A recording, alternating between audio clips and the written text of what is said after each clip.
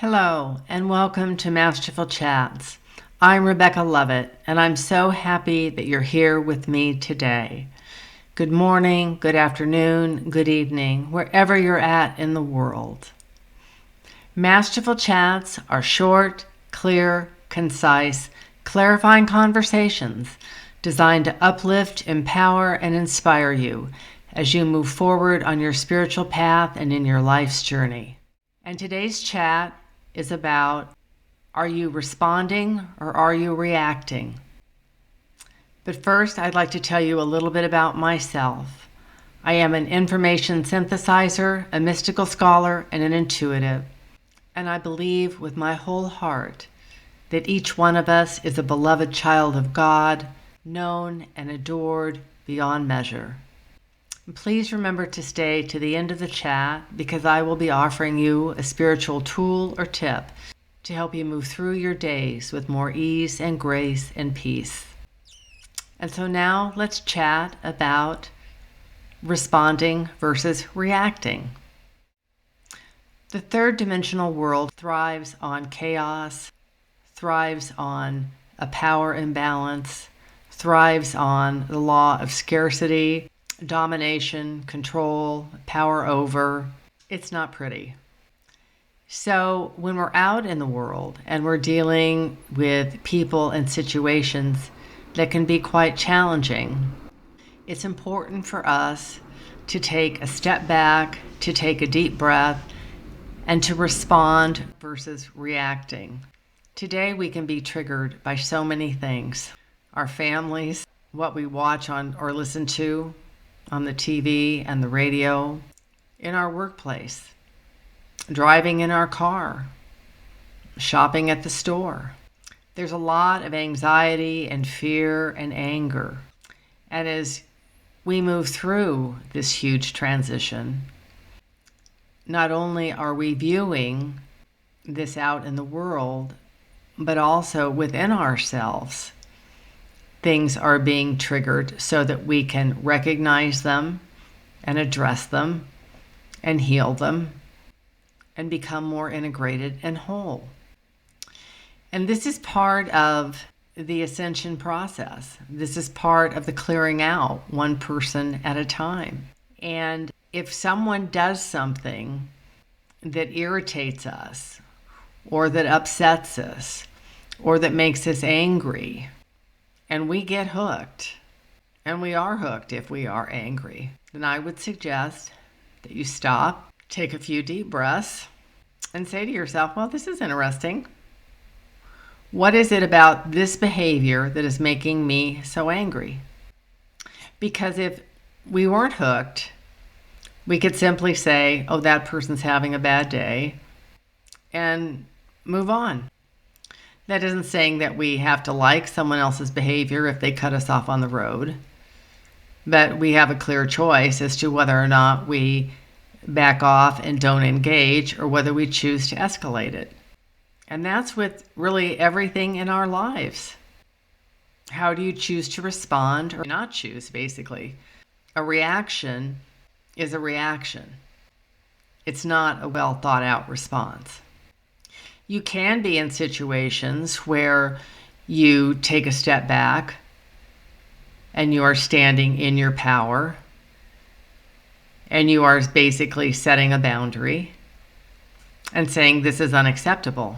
But that's very different than piling on a person and saying, I can't believe you did this, or I can't believe you said that, or projecting on them your internalization of what they said. A person may make a statement to you, simply an observation, not meaning anything by it, but it's what you hear and your interpretation that has elicited, that creates a visceral reaction in you, and you react to it. A lot of times our ego gets involved. If we feel that someone has said something that has made us less than, or that we're not good enough, or challenges our perception about ourselves. And in today's world, we all have things that can be triggered. So that's why it is so important to step back and to really think about why something someone has said or done has triggered such an internal response within you. Because quite often it's the ego that has been challenged. And the ego, although it's very important in a 3D world as far as our sense of self and our will, with humanity's falling to the third dimension, the ego has been in command and control. The ego's purpose is to keep us safe in an unsafe world. The ego provides a sense of self and a clear definition between ourselves and others. And quite often, this is what is triggered in relationship to others.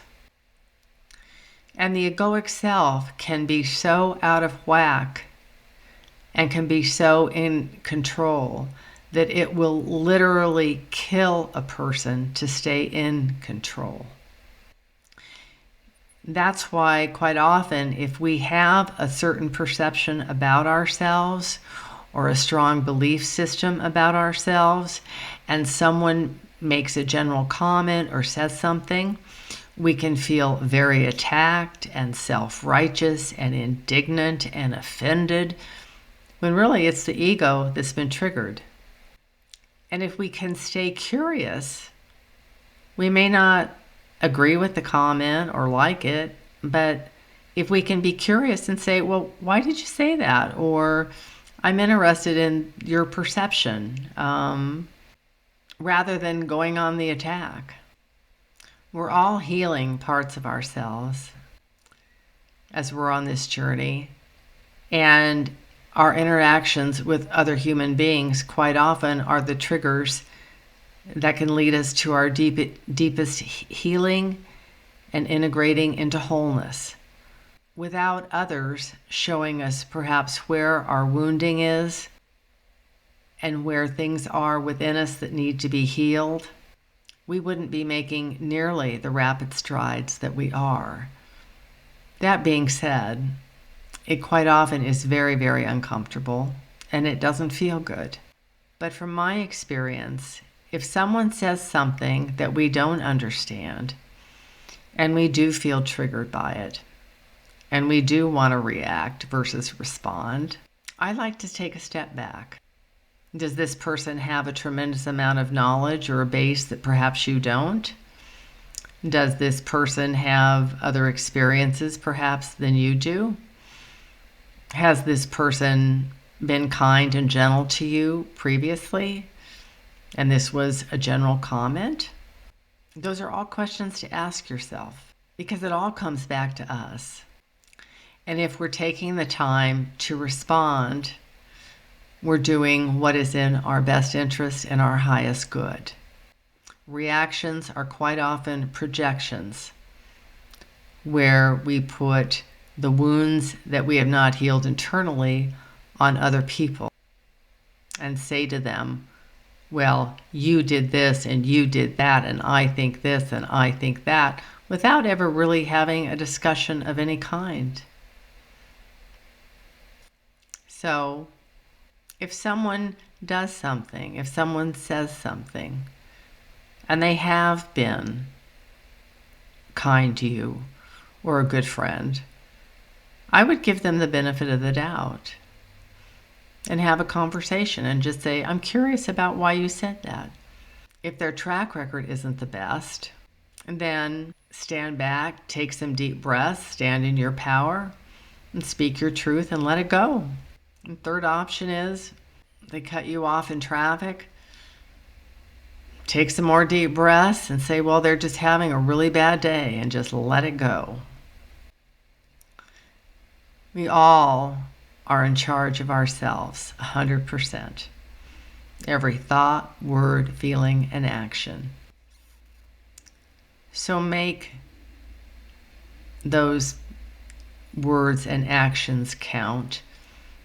Be discerning. Be wise. Be brave. This new frontier we're in of really knowing ourselves as fully Christed beings. the payoffs are tremendous. And if you're focusing on yourself and your family, follow the love, let the rest go. And there are an awful lot of people out there having awful days every day. So bless them and let them go. And wish them only the best. And now, as promised, I'd like to offer you a spiritual tool. When I get up in the morning, the first words out of my mouth are, "This is going to be the best day ever." And I put a smile on my face, and I may clap my hands or whatever, but it's going to be the best day ever. I align my mind, my intentions with my heart. And at the end of the day, I say, this was the best day ever. And I give gratitude for all of the blessings in my life at the end of the day and throughout the day. By focusing on the good, we create joy and balance and happiness in our lives. We create more abundance and wholeness and well-being. So give that a try, and I'd love to know how you feel about it. And once again, I'd like to say thank you for watching and chatting with me today. I really appreciate it. Please like, subscribe, share, hit the notification bell. Take care of yourselves. Until we chat again, blessings.